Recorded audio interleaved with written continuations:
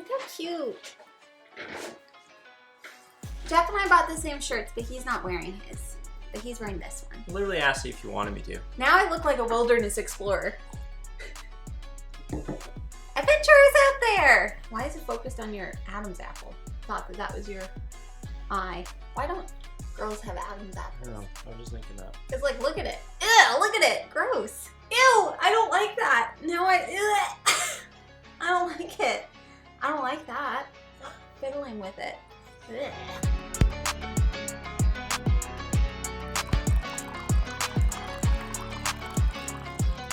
Hello everyone, and welcome back to Foster the Meeple, a channel all about Board games. And board gamey things. exactly. We're here with another, I don't want to call it a top 10, okay? I don't want to call it a comeback. Was that from something? It's just a 10, like a 10 recommendations type of video. And these are in no particular order, but today's video is about 10 next step games. Gateway plus, intro level plus 1, up 1. You were here, now you're here. Next stage, journey continues. It could be called any of those things, but we're calling it next step games. I think I prefer Journey Continues. The journey continues. It reminds me of that old show when we were kids, Kung Fu: The Legend Continues. Do you remember that? No, I don't. Was it a TV show? Yeah. Was it a cartoon? It was a TV show. Cool. Okay, so basically the premise of today's video and the 10 games that we're going to be talking about are games that you might want to try if you've gotten into the hobby, you've done the gateway games, you've played Patchwork, you've played Sushi Go, you've played King Domino, you've played Dominion, like you've played these intro level games, and now you're looking for what's the next step up. You want the journey to continue. You want the journey to continue because board games and the experience, it's just layers and layers and levels of complexity.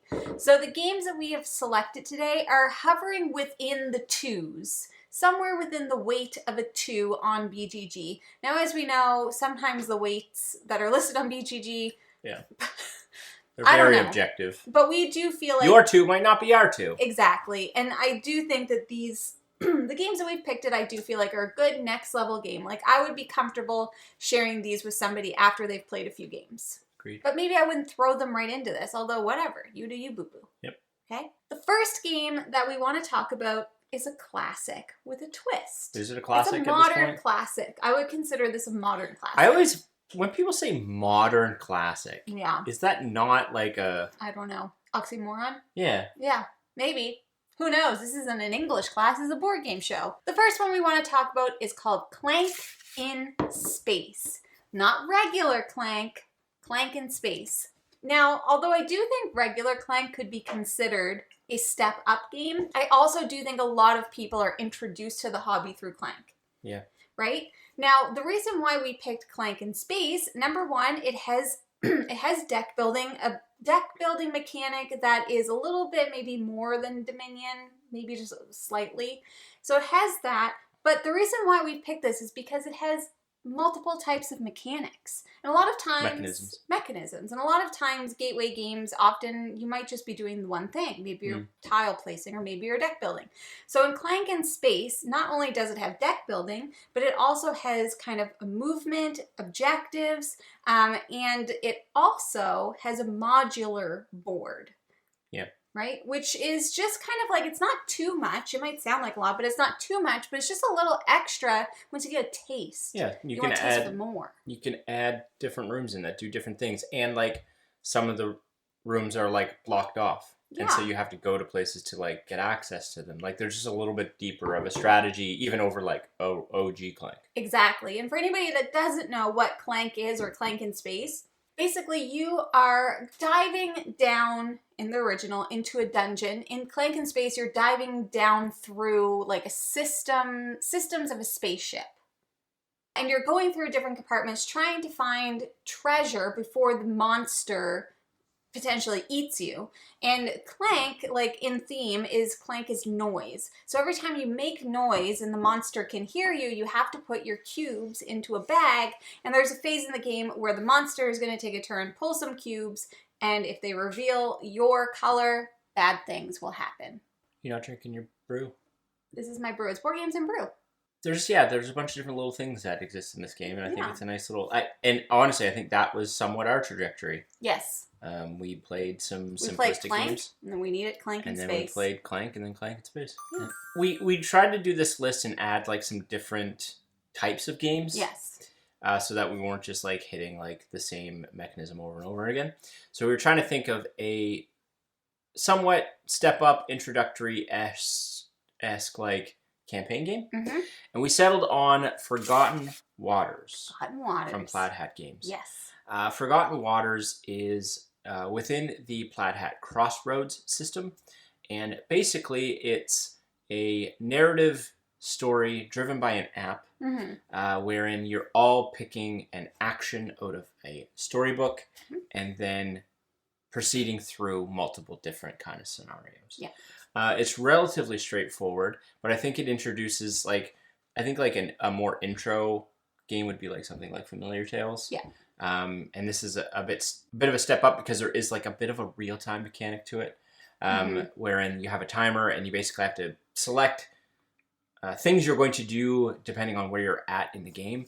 And I just felt like it was a pretty straightforward campaign-esque adventure. Yeah, but it gives you like a little bit extra in terms of decision making and having to both like collaboratively think of your decisions while on a timer, and then you're also like kind of it has layers, right? And it's got different mechanisms. There's different pieces of the game that you have to control, and like everybody's responsible for a section of the game. So I think it's also a good intro to like how semi-co-op stuff works, because it does have a semi-cooperative nature to it, but it's not a ton. So like there's basically a infamy track, and you have your own objectives and stuff, but you're also kind of cooperatively playing the narrative story. Definitely. So great step up for a campaign. I would maybe gateway start with Familiar Tales, then you move on up to Forgotten Waters. Next thing you know, you're playing Gloomhaven. Bada bing, bada boom. The next game on our list is Awkward Guess. So a lot of people get into the hobby through the actual classic game, Clue or Cluedo, depending on where you live. And Cluedo is UK. I didn't know that. Oh, really? I didn't know that till right now. So Awkward Guess is definitely a next step up, a next level in terms of that kind of deduction-y style game. So in this game, you are, much like Clue, trying to solve a murder. A billionaire has been murdered in their home, and you are trying to figure out who did it. Do they have an accomplice? Why did they do it? What did they do it with? And you're doing that by exchanging information with other people around the table. So everybody's going to have cards that has different information, and then whoever the active player is, they're going to say, I would really like to know about this person, and I'd also really like to know about this room. And so now we're adding in a bit of a negotiation piece to the game that goes above and beyond the deduction, because somebody across the table might say, I've got information on the kitchen. I'd be willing to trade some with you. And so the cards have a value. So if they're giving you a certain value, you have to give them a value back. There's an edge of meanness to the game because you could intentionally be giving people information that you might know that they already have. And the game does have, and one thing that I think is really cool, it does have a bit of an app feature that helps you with the solving the puzzle. So if you guess and you guess wrong, unlike Clue, you would be out. In Awkward Guess, you may continue again because it doesn't tell you exactly what the answer is. So it is just a little bit more of a complex, yet not too complex version of social deduction that I think for those people who are looking for the next step up from something like Clue, I would definitely recommend Awkward Guess as your next attempt. Next up on the list, we wanted to throw in a roll and write. And I think the traditional intro roll and write is probably something like Gone Sean Clever, or That's So Clever, whatever you want to call it. So we wanted to give you something a little bit extra, but not too far because some of the roll and writes can get pretty crunchy. Like Fleet or Three Sisters or Hadrian's Wall. So we kind of wanted to find a middle ground, and we stumbled and agreed upon Rolling Realms from Stonemaier Games. Rolling Realms is a roll and write based off of a bunch of different games. So initially it was all Stonemaier games. So each Stonemaier game had its own player board for your roll and write game, and they all scored uniquely. It's normally rolling dice in order to get a bunch of different patterns or trigger off of each other, etc., etc. It's similar to Gone Clever, but there's just a little bit more nuance to how the dice work. Where in Gone Clever, you're just like, okay, I need a 6. I'm going to place it in the blue section. All of the different sets play differently, so that's why it has that extra layer. Like, you could be playing Viticulture and Scythe sets, and they play completely different, but you're playing them like essentially at the same time. And now Rolling Realms has a ton of different stuff that's not just Stonemaier games. And what I think is really great and why I think Rolling Realms fits so well in this is that even with the game itself is relatively straightforward. You're just rolling dice and assigning those depending on which variants of those placards you're playing. And all of those have varying degrees of difficulty. So you could start by playing some of the easier versions of the placards and then increasing the difficulty as you see fit. I just think it's a really good next step up if you're interested in roll and writes. Yeah, and it has the chonkiest dice. Yeah. Big boys. Big boys. The next game on the list is going to be a next step up from something like Patchwork. And hey, guess what? Uwe's got you covered. In fact, we could have picked a variety of the Uwe games. He has a lot of polyomino tile placement like Indian Summer, Spring Cottage, or Spring Garden, or am I thinking Spring Garden because of Spring Garden Road? I don't know. But the one that we wanted to choose is New York Zoo because it does give you kind of even like an elevated step up from something like Cottage Garden. So basically in New York Zoo, you are building out a polyomino zoo. And you're doing that by like moving around this board that has different polyomino tiles placed around it, as well as different animal symbols, because you can't just build the pens, you also need the animals, flamingos, penguins, kangaroos. Facts. Other foxes, I think, and something else probably. White foxes, right? White foxes, exactly. And so basically you're going around, you are going to be, the animals are going to be reproducing, they're going to be creating more animals, you're trying to fill out, meerkats, that's what it is. You're trying to fill out your grid before anybody else does, scoring the most points. So whereas something like Patchwork, you're literally just like, okay, I'm going to spend my buttons, get this shape, and put it down here. Now you're also not only thinking about putting in the different like attractions or like pens, but you also are trying to score animals so that you can pull in different attractions to fill out your park. And you're also trying to make sure that you can maximize how your animals reproduce because you need one animal meeple on each portion of the park tile that you've laid out. So there's just a few like more extra things that kind of get added into it. It's super fun, it's super cute, and still very welcoming. So I think that's a great next level up from something like Patchwork. That board is basically like Patchwork. Yes. You're just playing Patchwork Plus. Patchwork Plus with cute animals. Bonus. So before we get into the rest of our list, today's video has a sponsor. Does? And we want to talk about that with you for just one moment, okay? Today's video sponsor is the World Series of Board Gaming. Oh, the World Series of World Series of Board Gaming, where you can go to, in September, in Las Vegas, to go and compete to become the best board gamer. There are 16 different games that you are able to compete in. It's not about who's best at one game. It's who's the best board gamer. All of the games. You compete in all of them. Things like Seven Wonders, Azul, Acquire, haven't played it. Dune Imperium. Ooh. Which I would like to just stop for a moment because I do think Dune Imperium is a good next level game because it's got a little bit of deck building. Yeah, that early on. It's got a little bit of fighting. It's got a little bit of whatever. It's just got a little bit extra. So the beauty of the World Series of Board Gaming and all of the games you can compete in, there's everything from gateway games to heavy games. Great Western Trail's on that list. Ooh. You're going through the gambit here, peeps, okay? Delivering some cattle to KC. Yeah, and if you do happen to be the world's best board gamer, do you know what you get? Money.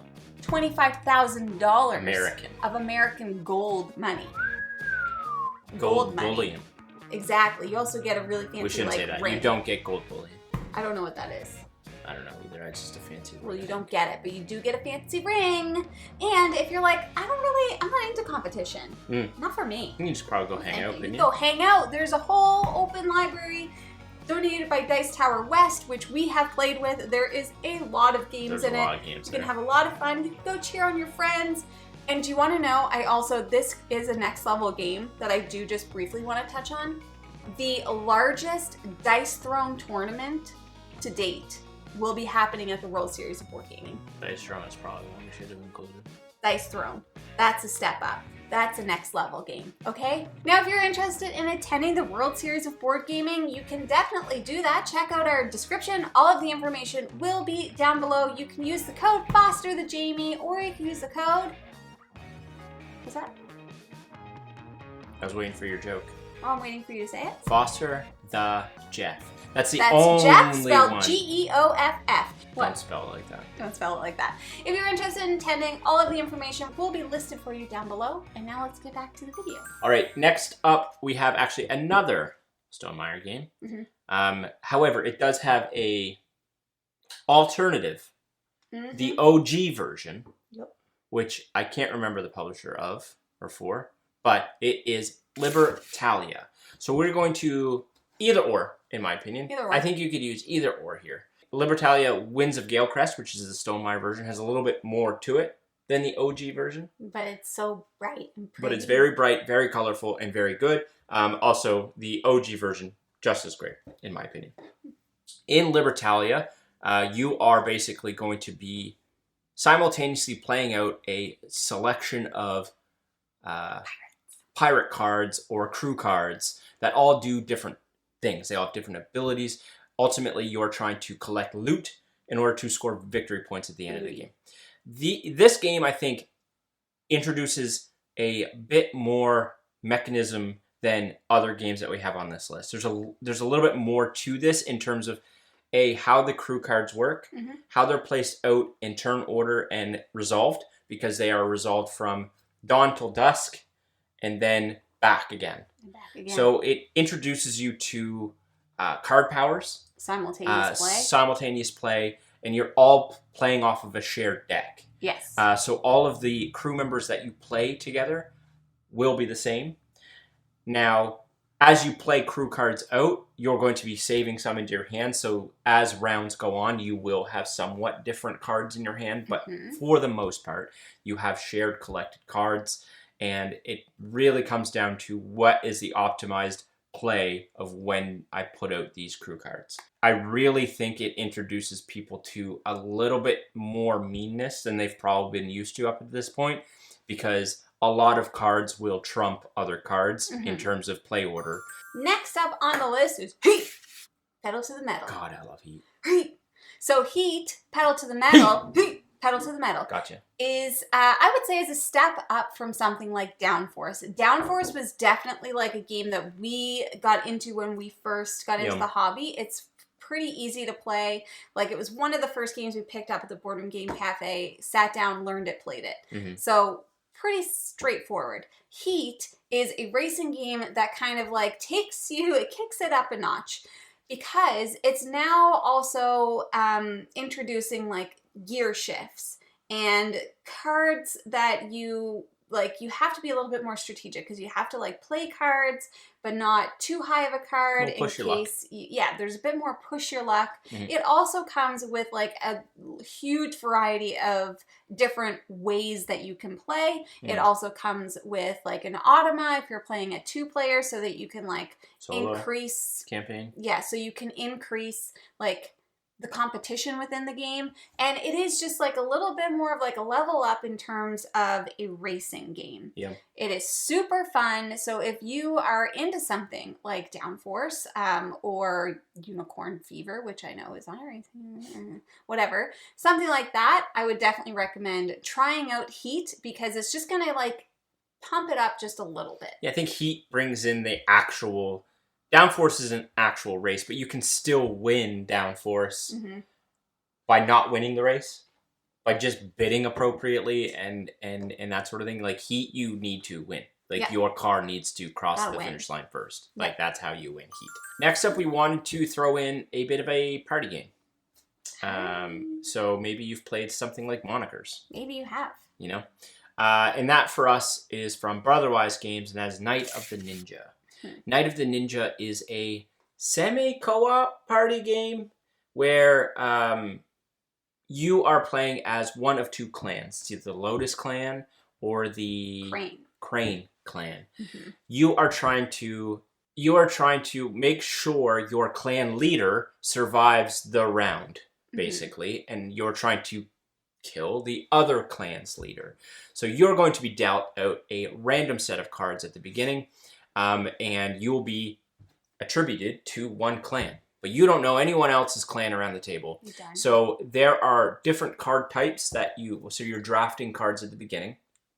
And there's different player powers, roles. There's ninjas, there's spies, there's all of these different things that do different abilities. As you go around, you'll be playing out these cards to basically try to figure out who's on what clan and protect your clan member and kill the other clan members that are around the table. Mm-hmm. What's interesting is cards can get manipulated around, so you might have some information, like I might know what Jamie is because I was able to look at her card. But then later on, Jamie has to flip her card with someone else. And so now I technically know what the other person is, and they're lying to the group saying that they're a thing, and I'm like, nope, I know that they are a Lotus clan member because I saw that card. Mm-hmm. There's a ton of interaction between players. It ramps up a little bit, I think, the party genre because there is a mean element to it, again, and variable powers that can come up in the game. Mm-hmm. And I think it would be a good one to vault into after you've played something like Monikers. Yeah, it definitely has the hidden information deduction. So maybe if you played something like Werewolf and you want a next step up, that's a good but call. Blood on the Clock Tower is a big jump up, then I would recommend trying Night of the Ninja because this definitely gives very similar vibes. You don't know who to trust around the table, and it is just kind of slightly more complex with the different things that are coming still up. Relatively simple to table and play. For sure. The only thing I'll say with this one is it does require a significant amount of people. Next one on the list is going to be Meadow. And Meadow is kind of a next step up in terms of a tableau builder. Mm-hmm. So in Meadow, one thing that I find really interesting is you have a board full of cards with little tokens that are pointing in that direction.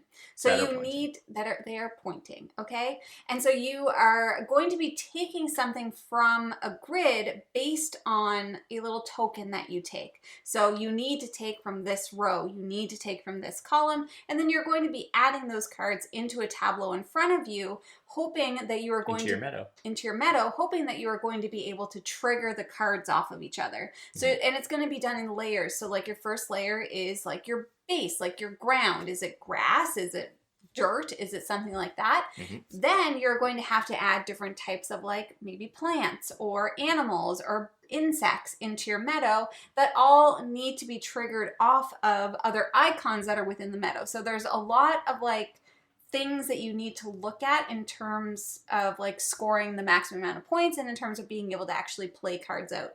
There's also a secondary element of a campsite board that is also kind of not only looking to do some set collection, but it's also triggering different abilities that you can do.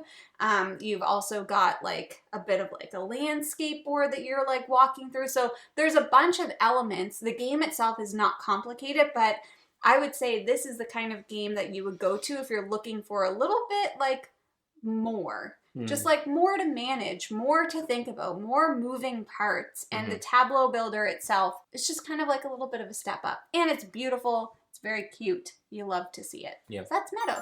Last up on the list is a new game. New game as of end of last year, and that is Planet Unknown from Adam's Apple Games. Mm-hmm.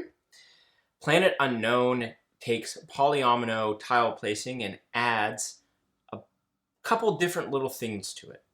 So if, again, you've played something like Patchwork, you'll be familiar with placing polyomino tiles. But where Planet Unknown ramps up a little bit of the complexity is you also have a varying degree of track on the other side of your board. Mm-hmm. So ultimately, you're placing out polyomino tiles in order to bump tracks on another board. So for example, if I place out a forest-esque tile, I'm going to move my forest track up a corresponding amount of spaces, and that's going to trigger other abilities that I can do.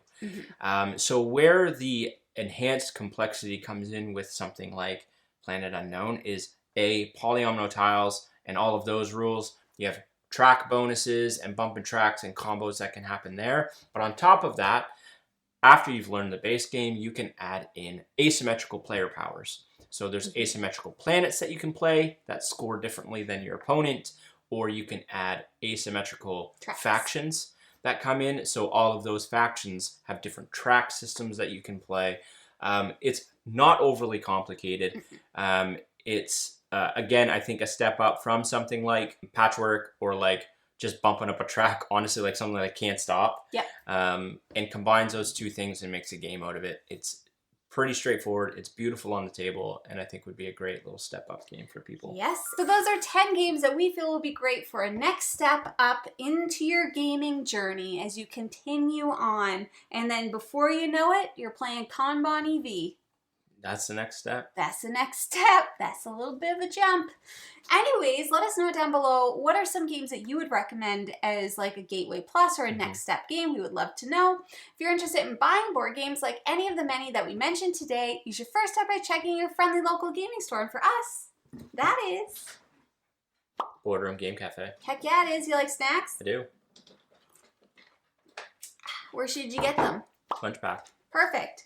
Thank you so much for watching. If you like what you see, please subscribe. We hope to see you again soon. And now we say goodbye. Goodbye. Later days.